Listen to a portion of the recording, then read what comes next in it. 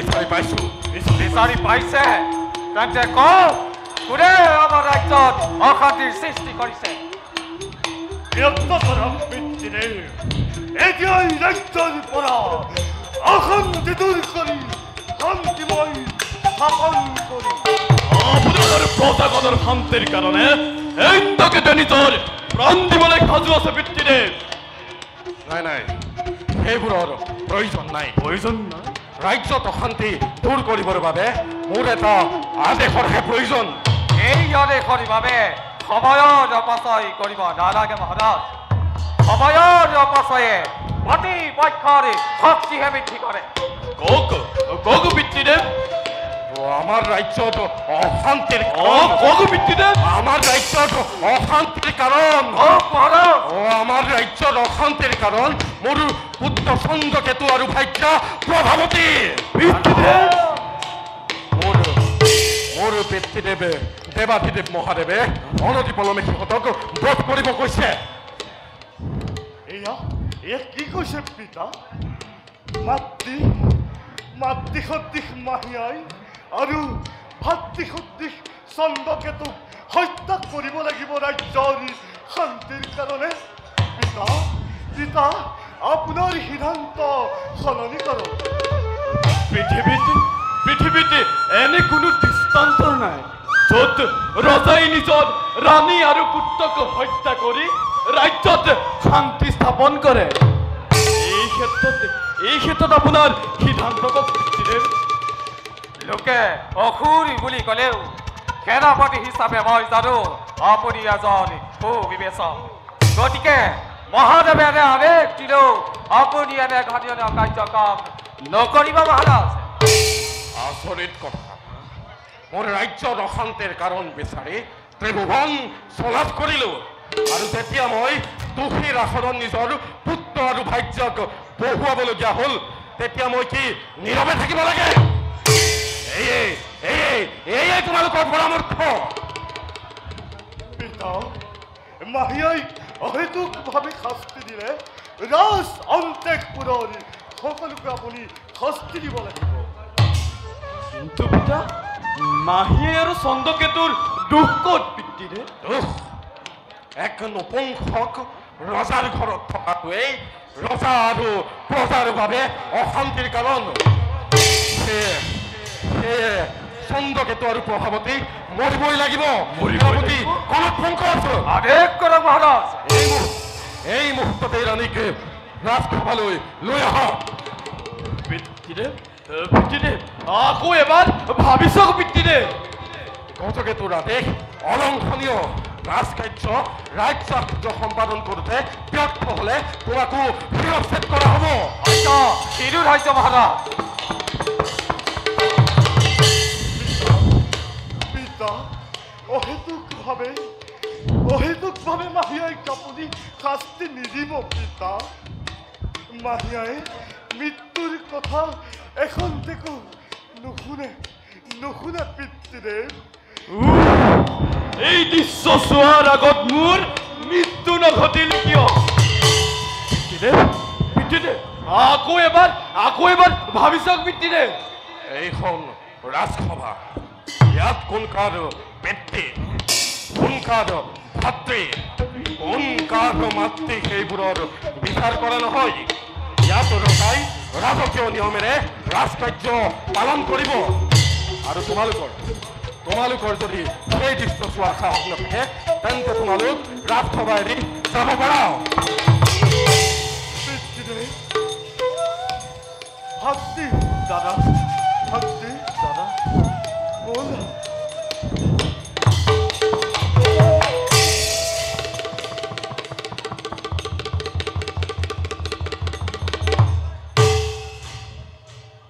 স্বামী দেৱতা আমাৰ সেৱা গ্ৰহণ কৰক এই অসময়ত আমাক কিয় মতালে স্বামী প্ৰভাৱতী স্বামী কোৱাচোন ৰাজ্যত অশান্তি সৃষ্টি হলে ৰজাই কি কৰিব লাগে সেই অশান্তি দূৰ কৰিব লাগে আৰু সেই অশান্তি দূৰ কৰিবলৈ যাওঁতে যদি আপোনজনকো যদি হেৰুৱাবলগীয়া হয় তেতিয়া ৰাজ্য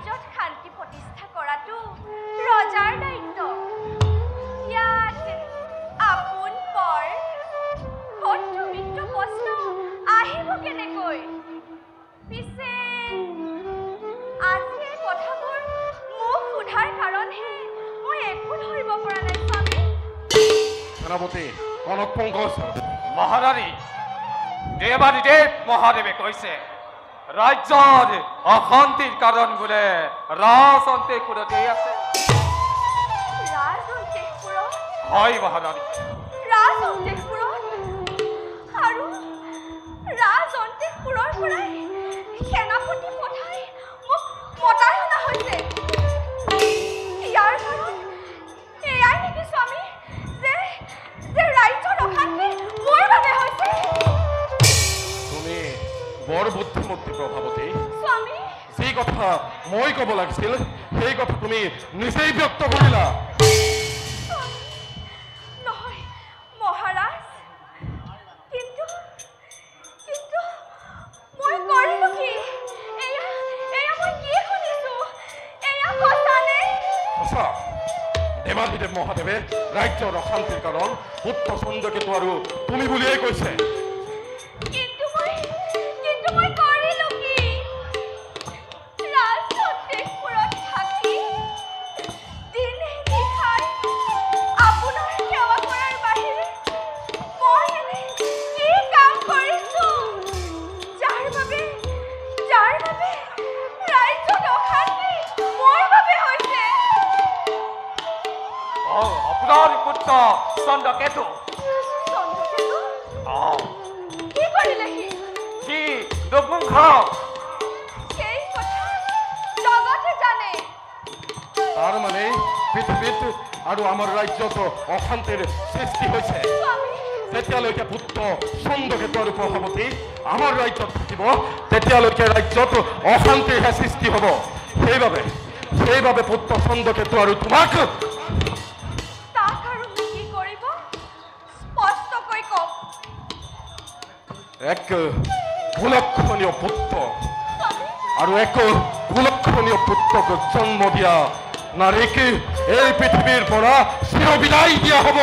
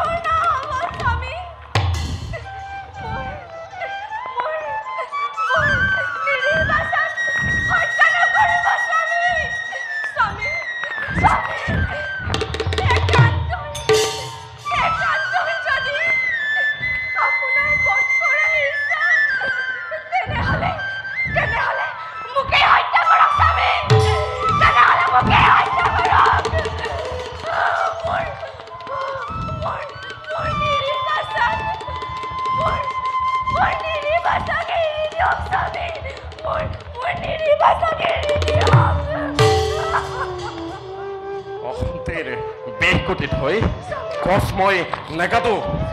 কচ আৰু গুটি দুইটাকে মই নিক্ষেপ কৰিম। সেনাপতি কনক পংকজ। মহাৰাজ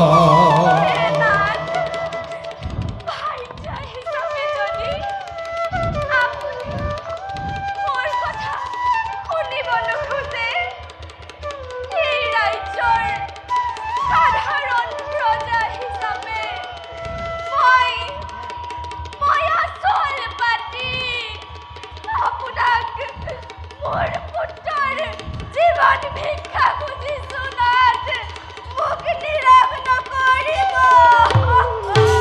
সেনাপতি কনক পংকজ মহাৰাজ লৈ যোৱা এই নাৰীকে সাগৰৰ পাৰত নি হত্যা কৰাগৈ। ব'লা ৰাণী, নহ'লে মই ৰাজ্য পালনৰ বাবে বল প্ৰয়োগ কৰিবলৈ বাধ্য।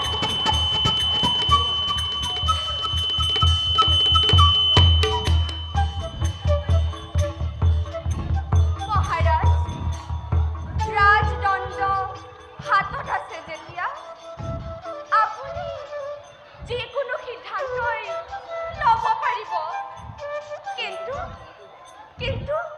মোক কওক যি নিৰীহ পুত্ৰক বিকলাংগ হোৱাৰ বাবে আপুনি হত্যা কৰিবলৈ আদেশ দিছে আৰু তাৰ মাতৃ হিচাপে মোক হত্যা কৰিবলৈ আদেশ দিছে সেই পুত্ৰৰ পিতৃ আৰু ভাইজাৰ স্বামী কোন? সেইবোৰৰ প্ৰয়োজন নাই। প্ৰয়োজন আছে প্ৰয়োজন নাই। প্ৰয়োজন আছে সেই পুত্ৰ আপোনাক জন্ম হোৱা নাই। সেই পুত্ৰৰ জন্মদাত্ৰী মাতৃ মই আৰু আপুনি তাৰ পিতৃ। মাতৃ হিচাপে যদি মোৰ জীয়াই থকাৰ অধিকাৰ নাই তেন্তে পিতৃ হিচাপে আপুনিও জীয়াই থাকিব নোৱাৰে আৰু জীয়াই থকাটো উচিত নহয়। সেনাপতি কনক পংকজ মহাৰাজ লৈ যোৱা এই নাৰীকে সাগৰৰ পাৰত নি হত্যা কৰাগৈ। ব'লা মহাৰাণী, ব'লা মহাৰাণী, নালাগে সেনাপতি। ব'লা নিজেই যাম। মহাৰাণী। নালাগে সেনাপতি, মই নিজেই যাম। কিন্তু তাৰ আগতে কৈ যাওঁ যি পুত্ৰ যি ৰাজ্যৰ বাবে আপুনি মোৰ নিৰীহ পুত্ৰ আৰু মোক হত্যা কৰাবলৈ আদেশ দিছে সেই ৰাজ্য আপোনাৰ দুখতেই ধ্বংস হ'ব। যুগ ধৰি এই ৰাজ্যৰ প্ৰজাই আপোনাক অভিশাপ দিব। যুগ ধৰি ব'লা ৰাজ্যৰ প্ৰজাই আপোনাক অভিশাপ দিব। সেনাপতি কনক পংকজ মহাৰাজ, ব'লা মহাৰাণী, ব'লা।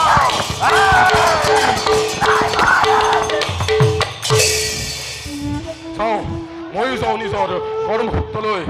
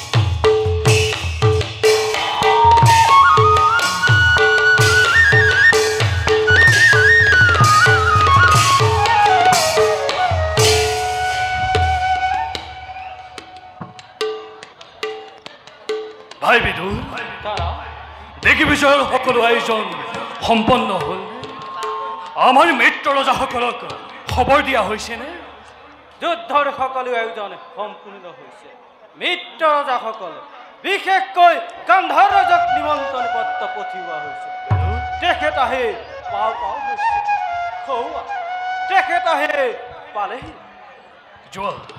যোৱা বিদুৰ গান্ধাৰ ৰাজক আগবঢ়াই আনা আৰু হাতীৰ সৈতে মাউতকো লৈ আহিব ভাল দাদা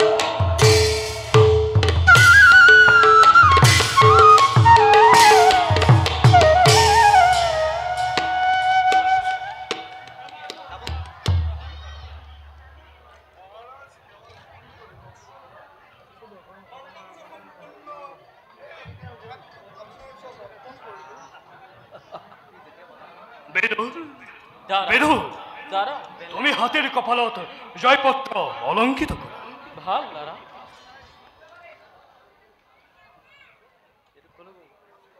বাৰু বিদুৰ দাদা বহচোন কি লিখিলা জয়পত্ৰ ভাল দাদা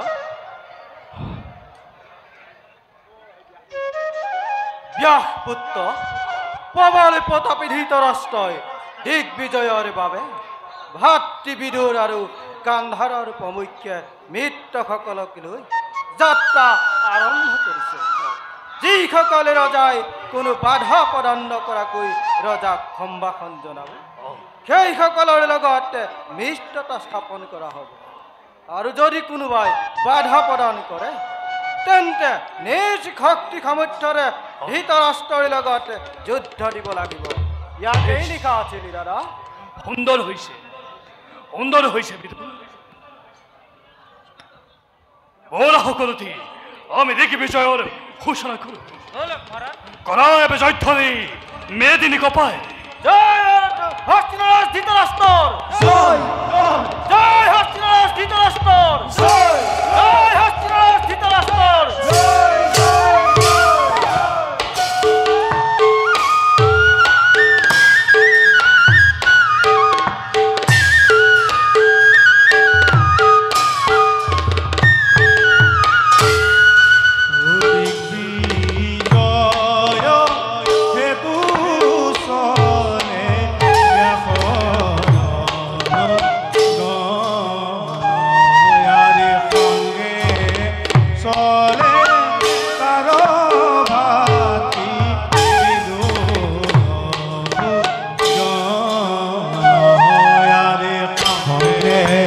Oh